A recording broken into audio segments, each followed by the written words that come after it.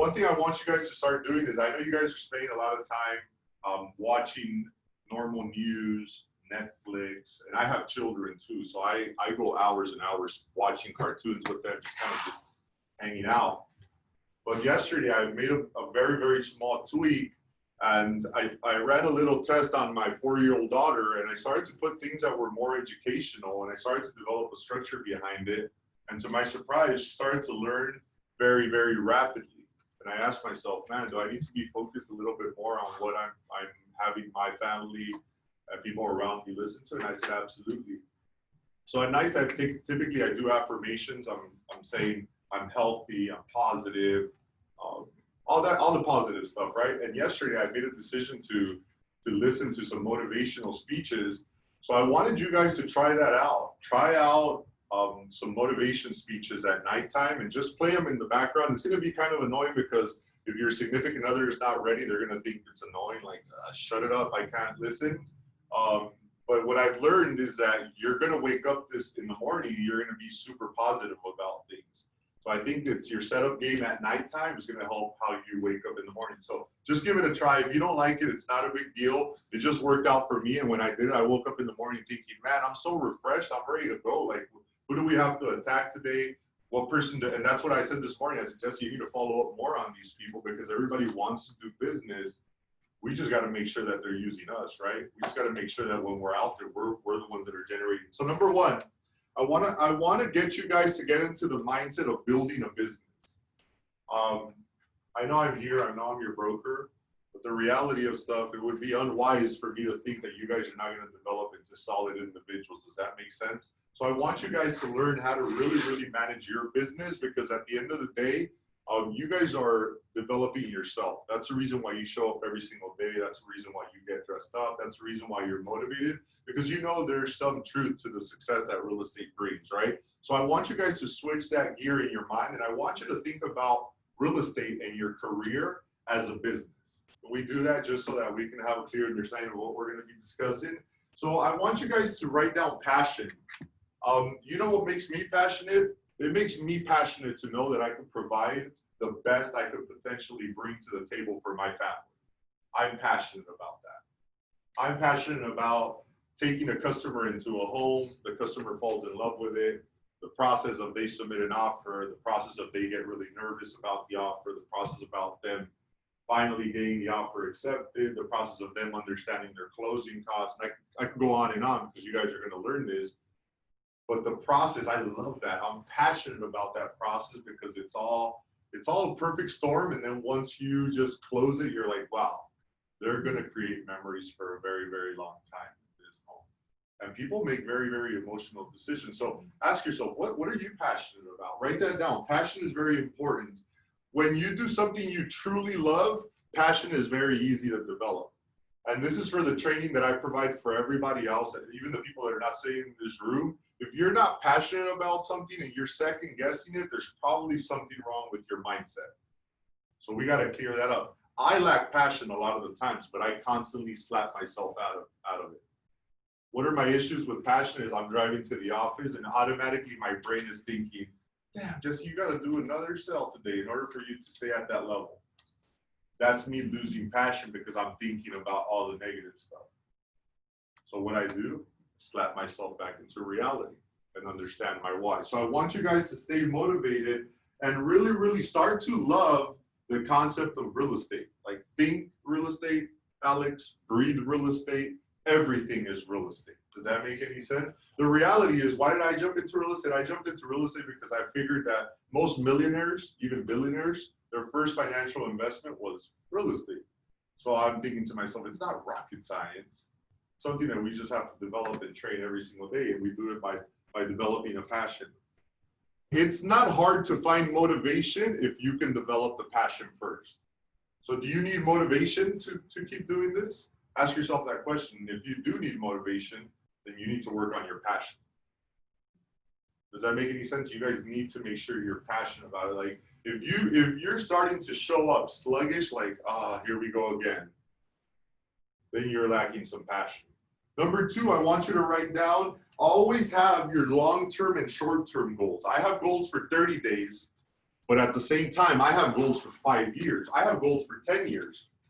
I already know that I'm going to be living in Beverly Hills in the next 5 years, in the flats, in an 8,000 square foot compound. And trust me, they did it. People will not believe it until you start to write it down, and all of a sudden it's like, did that just happen? That's a long-term goal. David, how long have you been wanting that ranch? Was it crazy for you to get that ranch? I can go on and on about this. Was it crazy for you to have that ranch? Did you ever think about it? You were going to be able to accomplish it at such a young age? No. Well, nah, I didn't. Now you know, right? Yeah, now I know. I always thought like I was going to be like 26, I'm 20. So. Right, so you got to your goal 3 years before that. But that's what I'm talking about. You've got to make sure that you have short-term and long-term goals. Like, for example, what's a short-term goal? I got to improve my health. I got to walk. I got to do different things. Long-term, short-term, you need to have goals. Get people writing this stuff down next to you. Yes, David. Let me explain more on that. Whenever we were looking for the house, we didn't have any money for the house. And I would always go on like the MLS, Zillow, whatever, show my fiance, hey, what do you think about this house? And she would always be like, why are you always looking at these houses? Like you're frustrating me because I know we're looking at these houses and gets us excited and we can't do anything about it. And I always told her like, hey, even if we don't have money, I'll figure out a way. And right now, when we got this, I'm using my commission as the down payment, and we're figuring it out. And you created it through your passion. The how I got the house was I saw that it was no longer on the market. I tried getting the contact info, it didn't pull up. And then I was like, maybe I should quit here. And then I was like, no. I sent the address to title. I said, title, send me the phone number of the owner. I called him directly. I said, hey, do you still want to sell it? He said, yeah. I was like, well, I think I want to buy it. And that's when we scheduled that appointment, me and you. Yeah, that's awesome. But the point is that he has goals, and he set the goal, and he got there. I also want you guys to be very, very alert and cautious. And try this. I test people out all the time just to see what they'll get. I'll come and I'll hang out with somebody that's brand new or something, and I'll explain a very crazy goal just to see what kind of reaction. And automatically I'll tell them like, hey, I want to get this. And when I hear yeah, that's you because you got money, and I'm already thinking, damn, you already counted yourself out. You already said you weren't going to have money. I might not have the money either, but I'm crazy enough like David to know that even if I talk about it so much, eventually it's going to develop. I kid you not. And it's like, I see it every day. I wake up and I'm like, I almost want to cry. I'm thinking, damn, for 2 years, I said lot 66. And was it crazy? Yeah. Was there a time where I'm like, where am I going to get $350,000 cash from? I didn't know, but I knew I had wrote it down every single day for the last 2 years. I had it. I was visually looking at it. The point is, if you guys want to be passionate about your business, have short-term and long-term goals. Then it's like your business is going to do 15 units before the end of the year. That's a very short-term goal. You have to grab onto those. Grab and write down 15 transactions. Why? Because that's going to bring you money. Edward is, and I'm gonna speak highly about Edward for him to be able to put 3 contracts together in a weekend, and in escrows. That's impressive. What if you were to do that every single weekend? What's 3 times 4? 12. That's 12, right? Ladies and gentlemen, I'm talking about like a $70,000 a month income just from doing the very, very simple things. And then all of a sudden your life change and the goals and all that stuff. Well, what are you doing differently? It's like I've been writing down my goals. And I have 30-day goals, I have 5-year goals, I have 2-year goals, I have 3-year goals, I have 10-year goals. Like one of the mistakes I see all the time, and this is one of the goals that I've been talking with my wife about, is I have a 12-year-old daughter. She's gonna have a quinceañera. It would not be smart for me not to really write down a goal and say, I gotta put away $250 every month, whatever the amount is. So I'm just trying to tell you, the goals have to be aligned with your productivity. Like I would be anxious to learn, how do I get on the phone to call more people so I can convert these sales into actual transactions? Oh, I don't like rejection. Write down the goal and I guarantee you that you're like, oh man, now I have a house. And believe it or not, the responsibility of having debt is going to help you. The healthy debt. I don't want you to have debt where it's like, oh God, I'm going to have to let him borrow money for that credit card payment because it's really bad. Not that type of debt. So number 3, I wrote this down. Be extremely optimistic. Wake up every day and you're going to get a sell. Every single day somebody's going to buy a house from you. No matter what. Every single day somebody's going to sell. Every single day, somebody's going to do a listing appointment with you. Every single day, you're going to pass your exams, your training, and you're going to be ready to go. Does that make any sense? You need to make sure you're optimistic. Be very, very careful. There's a lot of people that drag you. I work so hard to have my wife on the exact same mental level of energy because you guys don't understand. For me, my environment is so important that if she has even some type of lag, I'm like, man, it's all of us. Does that make sense? So I got to pick her up and be like, and we got to do that. We got to be optimistic. Like COVID-19 was really, really crappy, right? Right? Yes. Some people made it worse than it really was. Some people were like literally drowning in their sorrows. This is my best month. I know, exactly. Bring us another COVID. I was sitting yesterday thinking, so I was telling you, I'm like, man, I said, I don't know what it is, but like, I think it was really just grabbing the bull by the horns and saying, hey, we're going to kill it. You know what I mean? And that's kind of like, that's the approach, but it was by being extremely optimistic. Number 4, commit to the end goal. Commit to the end goal.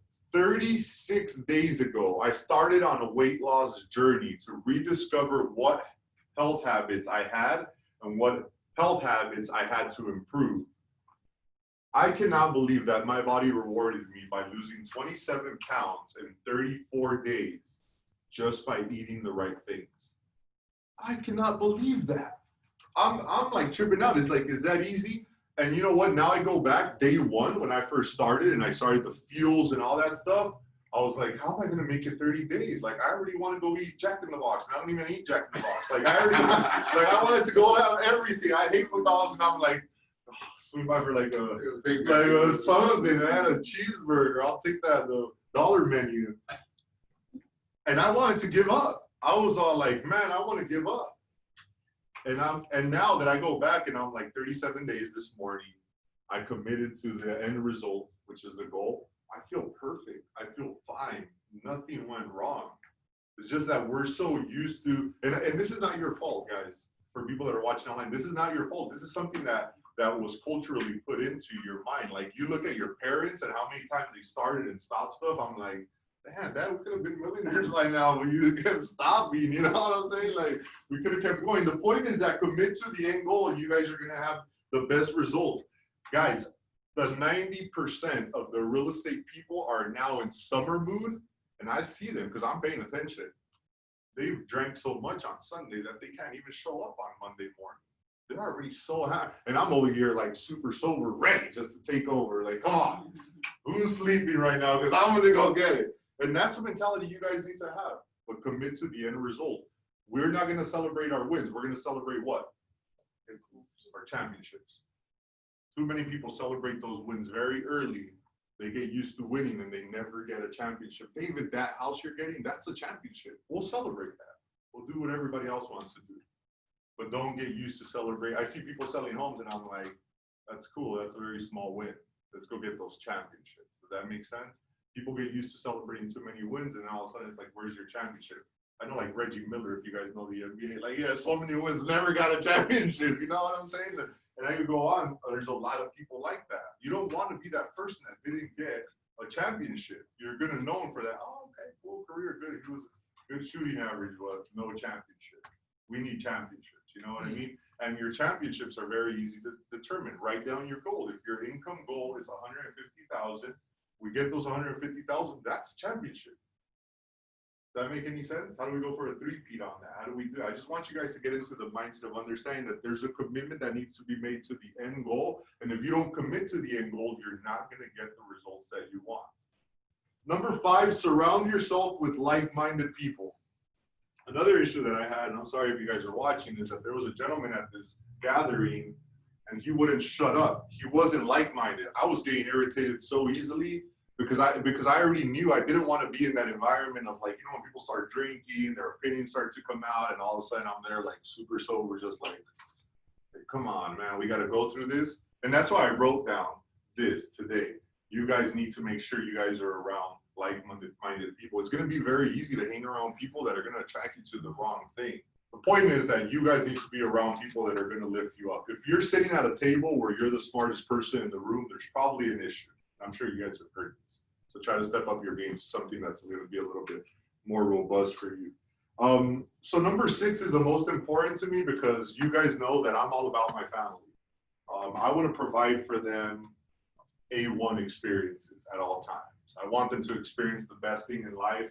I don't want my family to feel how I felt just because we were so underfunded by my father. And I'm not saying it's a bad thing because it helped me, but it just makes the struggle so much different. Like you guys were talking about sneakers this morning. I have a massive sneaker collection just because I remember being in that position where you can't get the brand new sneakers. You know what I mean? So those are the type of things that I would say that I really use to establish yourself a reward, like a reward cycle. You know what I'm saying? Like you guys do something, you pass all your classes, you get everything, you get your state, you got to reward yourself with something. But don't set up a reward that's too big. You know what I'm saying? Like set up a reward for like, I want you guys to work super hard. Yesterday was the first Sunday where I would say I literally focused on my family's maintenance. Like I oil changed that family. Does that make any sense to you guys? I really did, like no interaction with my phone, nothing like that. I did a little social media, responded to a few text messages, but nothing where I'm actually doing prequel scripts on the phone when I'm sitting with my family. Does that make any sense? So I did a little maintenance, I did a little oil change, but I learned yesterday, and I wrote it down for you guys. You guys could write it down like this: establish a very detailed personal reward system for your family. I did that maintenance, and that reward was that they know that I've been working hard. That when even the 8-year-old woke up, he's all like, "You're not gonna go to work today," and I'm like, "I'm not." He's all like, "Why? You're always at work." I'm like, "Because today I'm gonna spend some time with you guys to kind of get to know you guys a little bit better." So I established that, and I know the normal family would be like, "That's so weird that you have to do it like that. Why can't it just be organic?" The reality is that I don't have a silver spoon, and neither do you guys. You guys got to put in that hard work and dedication. I wish I could tell you, hey, there's a blank check that was written to you guys by your rich family member, but you don't have that. But what I mean by personal reward, one of my goals is to be able to provide top-notch vacations for my family, because that's a reward of me being absent constantly when it comes down to my sales environment. Does that make sense? So my goal is for the end of July, I want to be in a beachside condo in Tulum. Does that make sense? How I established that goal? If I get to that goal, they will all be with me and they'll experience that there's a personal reward system that I have in place. You guys need to do it for yourself also. And when I'm talking to you guys about self-development, even in your attire, spend some money on yourself and go at it, and then don't be cheap on yourself. You guys deserve the very best. You know what I mean? You guys deserve to drive the best cars. You guys deserve to have the best family environment and all that stuff. But I wanted to leave those 5 things with you guys because I think it's very important. I have a 9 o'clock that I have to start. But let's get onto our prospecting block right now. It's very important for you guys to understand that it's Monday and the market is heating up. Typically our sales in April are the sales that start to spike up, but we had the coronavirus pandemic, which means that we are about 2 to 3 months behind. For you guys that are actively selling units, make sure that you guys are calling the people that talked about COVID-19 90 days ago. Call them right now, because now they're highly motivated to buy and to sell. So just stay very alert. Does that make sense? Yes. All right, can you turn it off?